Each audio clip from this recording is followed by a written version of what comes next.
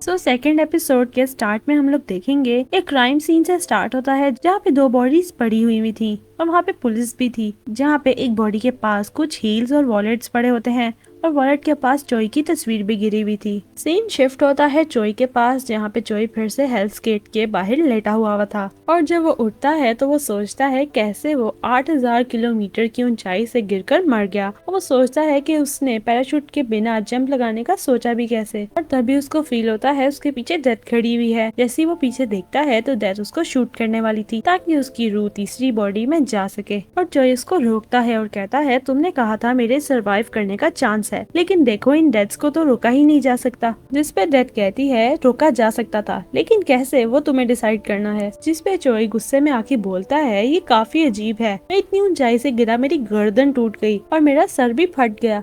जिसमें डेथ कहती है मैंने तो पहले ही कहा था तुम्हें पनिशमेंट मिलेगी और पनिशमेंट पेनफुल होगी। जिसपे चोई सॉरी कहता है और फिर डेथ कहती है तुम्हारा माफी मांगना काफी नहीं है, तुमने जो गुनाह किया है वो बहुत बड़ा है। जिसपे चोई कहता है मैंने ऐसा भी क्या गुनाह किया है, को मारना कितना बड़ा गुनाह है। जिसपे डेथ कहती है ये तुम्हें खुद ही पता करना होगा कि तुमने क्या गुनाह किया है, अगर तुम ये पता नहीं कर पाए तो तुम्हें सर्वाइव करने के बाद भी हेल ही जाना होगा। और फिर डेथ उससे पूछती है कि तुमने खुदकुशी की क्यों। जिसपे चोई कहता है क्योंकि मुझे हर तरफ अंधेरा ही दिख रहा था, आंखें खुलने पे भी और बंद करने पे भी। और फिर चोई इसको बताता है कि वो बहुत ही ज्यादा गरीब घर में पैदा हुआ था और वो अपनी लाइफ इम्प्रूव करने की लगातार कोशिश कर रहा था, लेकिन एक ढंग की जॉब भी नहीं उसको मिल पाई और अपने सारे पैसे भी खोने पड़े और जिस लड़की से वो प्यार करता था उसे रिश्ता भी खत्म करना पड़ा। जिसपे डेथ पूछती है तुमने अपने आप को इसलिए मारा क्योंकि तुम्हें होपलेस फील हो रहा था। और चोई कहता है कि हाँ, इसमें इतना बड़ा भी गुनाह क्या था, ऐसा तो नहीं था कि मैंने किसी और को नुकसान पहुंचाया हो। जिसपे डेथ कहती है जरा ध्यान से सोचो, क्या वाकई में तुमने किसी को नुकसान नहीं पहुंचाया। जिसपे चोई कहता है मैं क्यों सोचूं इस बारे में, वैसे भी सब ओवर हो चुका है। जिसपे डेथ कहती है नहीं, तुम्हें सोचना होगा ताकि तुम्हें अपने किए पे पछतावा हो सके। जिसपे चोई कहता है अगर पछतावे से मेरी जिंदगी में मुझे सेकंड चांस मिल सकता है या मैं हेवन जा सकता हूँ, अगर ऐसा होगा तो ही मैं सोचूंगा, वरना मैं क्यों सोचूं। जिसपे डेथ कहती है तुम्हें अपने अलावा किसी की भी परवाह नहीं है और उसके पास आके शूट कर देती है। और जब चोई आंखें खोलता है तो मिरर के पास आके अपने आप को देखता है और उसको पता चलता है कि ये तो मिडिल स्कूल का एक बच्चा है और सोचता है कि इसकी जान कैसे गई होगी। तभी वो ब्लू स्टोन चोई के अंदर आ जाता है, जिसके आने के बाद उसको पता चलता है इस बच्चे का नाम ह्योक्सू है और वो अभी 17 साल का है। और जब वो 5 साल का था तो उसके डैड की डेथ हो गई थी, इस वजह से उसकी मॉम दिन रात मेहनत करके उसको पढ़ा रही है। और ह्योक्सू अपनी मॉम को ऐसे मेहनत करता देख खुद भी पढ़ना चाहता था, लेकिन उसको स्कूल जाना पसंद नहीं था क्योंकि स्कूल में उसको काफी बुरा बुली किया जाता था और वो अपनी मॉम से भी कुछ नहीं कहता था। और इन सारी चीजों से तंग आके बुली हो के वो तंग हो गया था, जिसकी वजह से वो सुसाइड करने का सोचता है और सुसाइड नोट भी रेडी कर लिया था। और वो छत पे जा ही रहा होता है कि तभी उसकी बॉडी पे चोई आ जाता है और सारी मेमोरीज पता करने के बाद चोई जाके डेस्क पे बैठ जाता है और उसका सुसाइड नोट पढ़ता है, जहाँ पे चोई सोचता है कि यूसुफ ने उसकी तरह ही सुसाइड करने का सोचा होगा।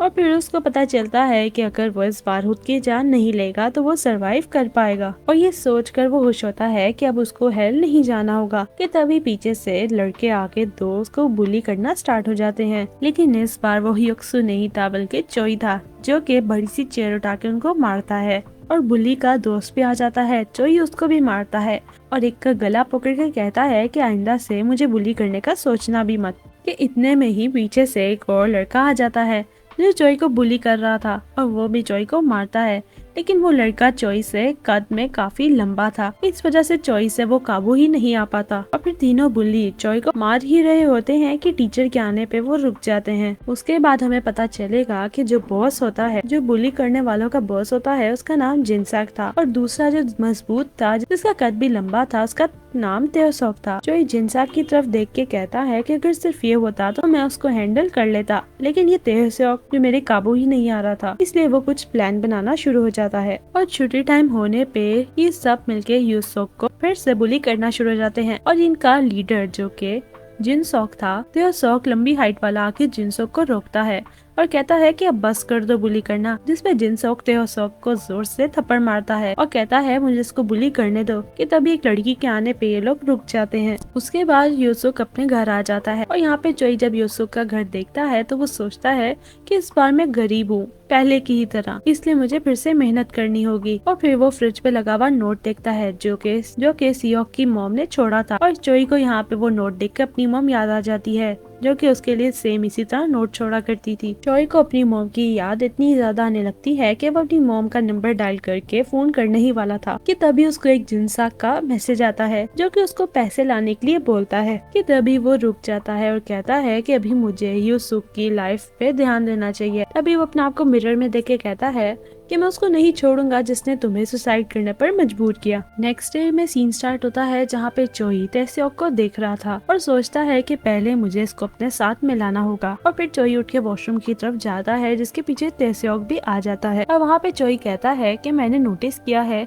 कि तुम इतने ताकतवर हो और तुम हाइट में भी लंबे हो, तो वो दूसरा जिन सियोक क्यों बॉस बनने की कोशिश करता है, बल्कि बॉस तो तुम्हें होना चाहिए। जिसमें तेसियोक गुस्से में आ जाता है और उसका रिएक्शन वही होता है जो चोई ने एक्सपेक्ट किया होता है। और वहाँ पे तेसियोक कहता है, हाँ मुझे भी अच्छा नहीं लगता उस जैसे का ऑर्डर मानना जिसको तुम जैसे लूजर ने मारा हो। उसको तो मैं एक ही हाथ से हरा दूं, लेकिन मैं सिर्फ उससे हार नहीं सकता क्योंकि उसके पीछे एक और लड़के का हाथ है। उसकी दोस्ती एक सीनियर से है जो कि काफी ताकतवर है और उसकी वजह से वो सब पे रोब झाड़ता फिरता है, इसलिए मैं उसको हरा नहीं सकता। और ये सब सुनने के बाद चोई सोचता है कि मुझे एक प्लान बनाना होगा। और अगले सीन में लंच टाइम होता है जहाँ सारे लंच कर रहे थे और चोई भी, जहाँ पे जिनसांग आता है और चोई का मुंह उस लंच वाले बॉक्स में दे देता है और कहता है, लगता है तुम्हें खाना कुछ ज्यादा ही पसंद आ गया है। और ये कहने के बाद आगे चल पड़ता है। जिसके बाद चोई अपने लंच बॉक्स उठा के जिनसांग के सर के ऊपर उल्टा देता है और कहता है, लगता है तुम्हें ये खाना ज्यादा पसंद है जो कि तुमने इसमें नहा ही लिया है। और ये करने के बाद चोई वहाँ से भाग जाता है। जिनसांग तो गुस्से से पागल हो जाता है और वो तेसुक को कहता है, जाओ उसका पीछा करो, उसको पकड़ के यहाँ लाओ। जिसपे तेसा कहता है कि अभी मैं नहीं ला सकता क्योंकि मैं लंच कर रहा हूँ। और इस बात के बाद कैफेटेरिया के सारे स्टूडेंट्स जिनसाक पे हंसने लगते हैं और जिनसाक से ये बेइज्जती बिल्कुल बर्दाश्त नहीं होती। इस वजह से वो सीधा अपने उस दोस्त के पास चला जाता है। और यहाँ पे तेसुक का सीन दिखाया जाता है, जो कि एक्चुअली ये सारा सीन चोई के ही कहने पर करता है, क्योंकि चोई ने कहा था कि चाहे वो जिनसाक के साथ कुछ भी करे, तेसुक वहाँ नहीं आएगा बीच में। उसके बाद जिनसाक अपने सीनियर दोस्त को लेकर स्कूल में आ जाता है, जो कि सीनियर अपने साथ काफी लड़कों को भी लाया होता है। और जैसे ही वो स्कूल में आता है तो जिनसाक ने उसको बताया होता है कि उसके ऊपर खाना डालने वाला तेसुक था। यहाँ पे उसको सीनियर को पता चलता है कि खाना डालने वाला तेसुक नहीं बल्कि एक छोटा सा बच्चा है। और जैसे ही उस सीनियर को पता चलता है बात, तो वो जिनसाक पे गुस्सा होता है और कहता है कि तुम एक छोटे से बच्चे को नहीं संभाल पाए तो तुम मेरे दोस्त के लाने के भी काबिल नहीं हो। और यहाँ पे चोई हंसता है क्योंकि उसने ऐसा ही कुछ एक्सपेक्ट किया हुआ था। और अपने सीनियर दोस्त के बगैर जिनसाक की कोई इज्जत नहीं होती, जिसकी वजह से अब सारे लोग उस पे हंस रहे होते हैं और ये जिनसाक से बिल्कुल भी बर्दाश्त नहीं होता। फिर रात का सीन दिखाया जाता है जहाँ पे चोई बैठा हुआ था गार्डन में, जहाँ पे जिनसाक काफी ड्रंक होके आता है और कहता है, ये सब तुम्हारी ही गलती है।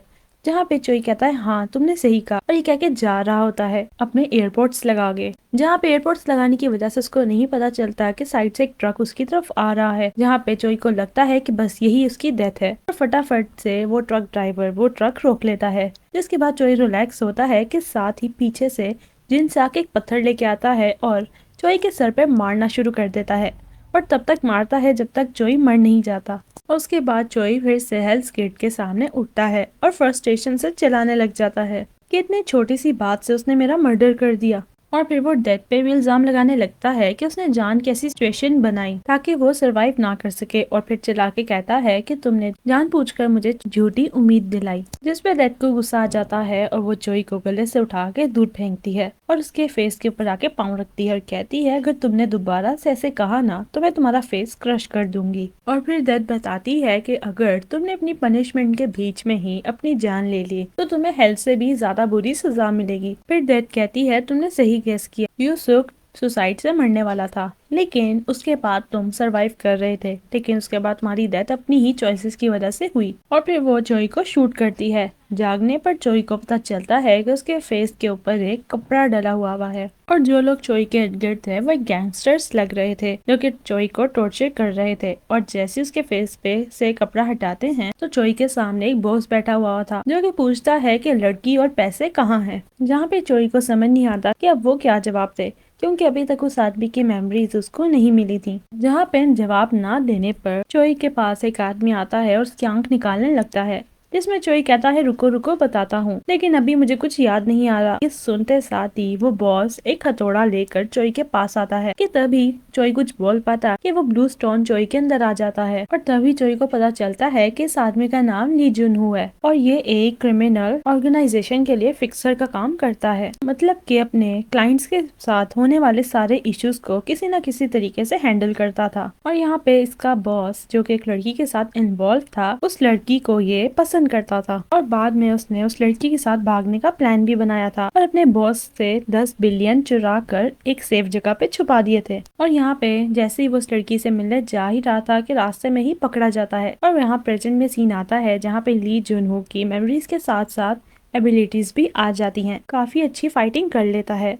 उसके बाद जैसे ही वो गेट खोलता है तो उसको पता चलता है कि इस वक्त वो एक ट्रक के अंदर है। वो फटाफट से बाइक पकड़ता है अपनी एबिलिटी से और काफी अच्छी ड्राइव करता है कि तभी ट्रक में एक आदमी होश में आ जाता है, जो कि ली जुन हो को देखकर अपने बॉस को फोन करके बताता है कि वो भाग निकला है। और वो बॉस जल्दी से कुछ लोगों को ली जुन हो के पीछे लगा देता है, जो कि काफी ज्यादा थे, और ली जुन हो को पकड़ने के लिए 2 बिलियन वॉन का बाउंटी भी डाल देता है। और जिसकी वजह से एक पुलिस वाला भी ली जून के पीछे भाग रहा होता है। और यहाँ पे चोई ली जून की स्किल से काफी अच्छी ड्राइव करके बचा चला जा रहा होता है। और यहाँ पे चोई सोचता है कि जिसकी बॉडी में मैं आया हूँ उसके तो बचने की चांसेस बहुत कम है, लेकिन वो अभी भी काफी लोगों से बच के ड्राइव कर ही जा रहा था। सो इसी के साथ आज की एपिसोड यहीं पे एंड होती है।